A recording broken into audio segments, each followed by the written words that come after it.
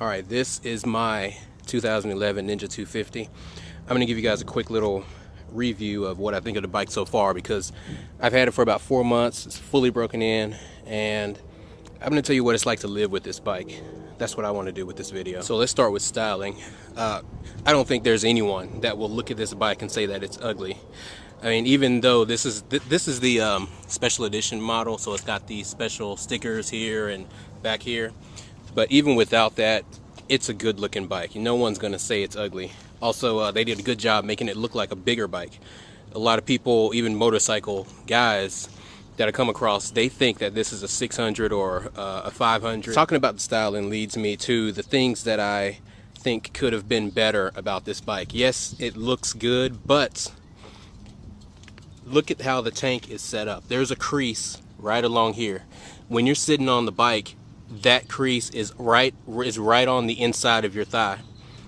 I mean, the only way your foot is going to be down here in this recess where it should be is if you're like 5'2" or something. You got to be really short. It's like they made this bike for short people.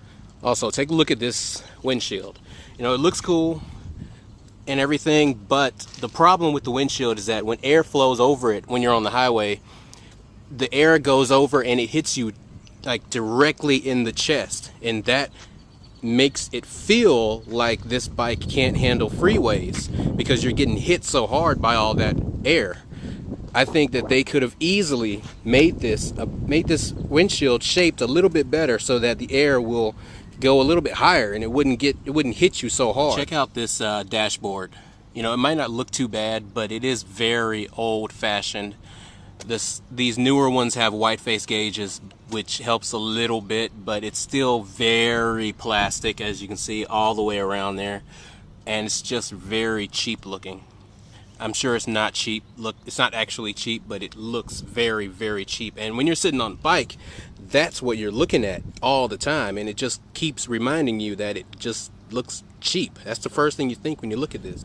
And this dashboard is also has a fatal flaw. I don't know why they did this, but they did not put a digital indicator to tell you what gear you're in.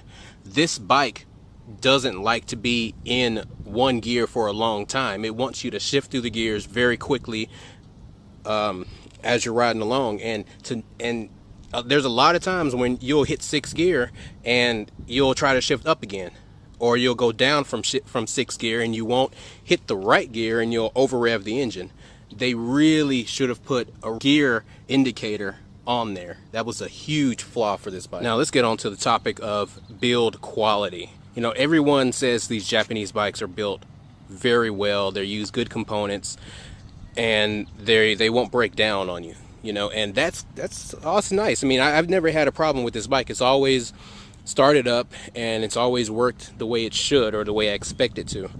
But there are a few fit and finish things that are very annoying. If you look in here, I'm not sure how easily you can see that, but there's a crazy gap right there, right under the windshield. It's so big that I can look in there and see the backside of the pole here that connects to the mirror. I don't know if you can actually see that, but the gap is just crazy. I'm not sure if it's supposed to be like that, but it sure doesn't look like it. Yeah, look at that. I can see the back end of this bolt through that gap. And when you're sitting on the bike, that's what you're looking at, is those gaps, and that's just ugly. It looks very ugly, very cheap. Also, the clutch handle here. Look at how much play is in that. You know, and that's not activating anything. And it's look at that. See? And that actually rattles when I get up to speed on the freeway and stuff. And I mean, come on, they could do better than that. Also, the paint on it looks very cheap. It kind of looks and feels like it's just gonna rub off after, you know, a few more thousand miles. Also, up here, you can see there's a chip right here. That was from the key. And the thing is, this paint up here, all on this, is just very cheap. It comes right off. So if you have more than one key on here and you're riding around, this whole thing is just going to be nasty looking after a few hundred miles.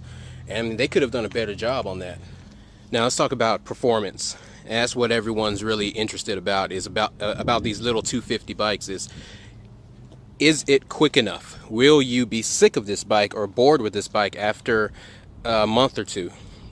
Personally, I'm not. I mean, this bike, I've done about 95 miles an hour on this bike, and that's plenty fast enough to get you in major trouble around here. And the cops like to, I don't know if you can see it, but there's a cop sitting right over there.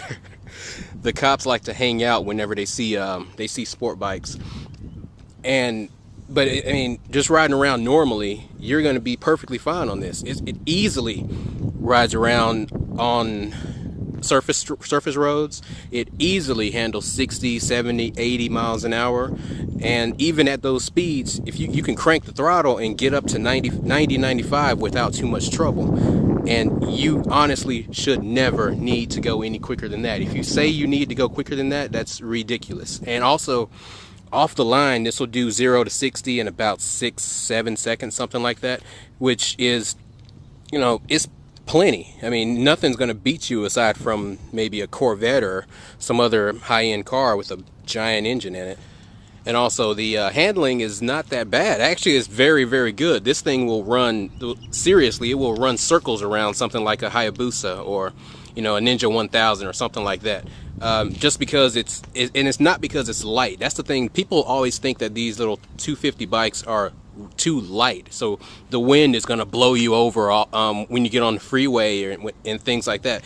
That's not true. This weighs just about exactly what you would expect a 600 to weigh. It's pretty much the same. It's a Gixxer 600 is going to get blown around just as much as this on the freeway. I'll tell you a story. When I first got this bike, just after I finished breaking it in, I was riding down the road one day, right? And out of nowhere, I think it was a ZX 12R or 13R, whatever. Which it's the big Kawasaki bike that kind of on the front, it kind of looks like an alien or like a spider has like spider eyes on the front of it. Kind of looks weird like that. Big fat bike with a big engine in it comes flying past me, and I'm like, okay, yeah, I'm gonna keep up with them.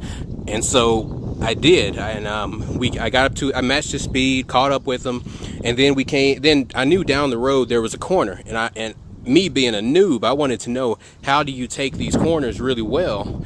And so I was going to watch this guy and see how he did it. And what he did was, basically, he got to the corner and he just slowed down. The speed limit was like 45, and he slowed down to like 20 and took the corner. While here I am just flying around the corner easily at about 50. So I just flew right past him. And then we came, and so that kind of pissed him off. So we came to another corner, and no, that pissed him off, and he passed me again on the straightaway and flew way ahead of me with all the power his bike had. Then we came to another corner, and I pretty much did the same thing over and over again for I think it was about 4 corners, and he couldn't do anything. He couldn't corner as easily as I could on this.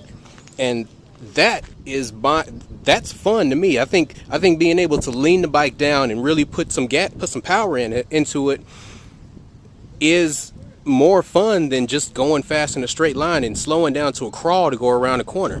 So as a result, I'm not bored with this bike. I don't think I'm going to be bored with this bike. I'm probably going to have this for a couple years.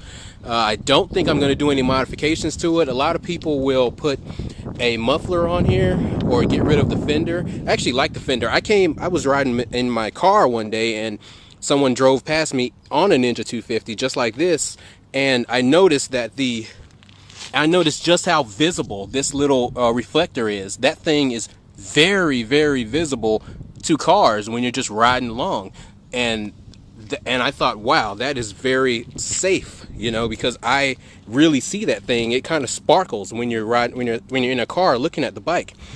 And so for safety's sake, I just decided, you know what, I'm going to keep that on there, because that means people can see me, because I definitely saw that guy. Also, people will change the muffler out. I don't really want to affect the gas mileage on this bike, and I think it sounds really good just the way it is now. When at low RPMs, it kind of sounds like a turbo spooling up, and then when you get up to high RPMs, that's when you can definitely hear the engine. But I think it sounds really good. I don't really have a need or want to change that. I am happy with this purchase, definitely. If I come across, on Craigslist, someone that has a Hisun and a Hisun 250 and they want to sell it, I might think about it, but probably not. I think I'm going to keep this bike because I just like it. It's one of those, it's a very likable bike, and I can understand why this has been so popular over the years, at least after the redesign. It's just a really likable bike. You just really, I mean, when I step out of a store or step out of the house to go and ride it, I just feel good about riding this bike. And, you know, that's what matters. That's what matters most. You know, you want to have fun while you're out there.